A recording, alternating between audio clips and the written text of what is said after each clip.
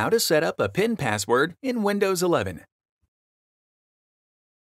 You can create a personal identification number or PIN to sign into your computer with Windows 11.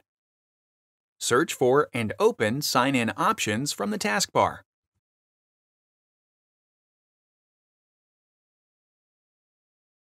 Select the PIN Windows Hello tile, and then click Setup. If a window displays and prompts you to verify your identity, type the requested credentials. In the Windows security pop-up that appears, type your desired PIN. Type it again to confirm,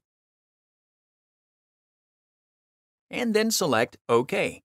The account PIN is set up. You can now use your PIN to unlock the computer. To remove or change a PIN password, return to the Sign-in Options window, select the PIN Windows Hello tile, and select either Change or Remove and follow the on-screen instructions. Your account PIN is set up. You can now use your PIN to unlock your computer. Click the Playlists tab in YouTube to find HP videos in other languages. And search our channel to find official HP support videos.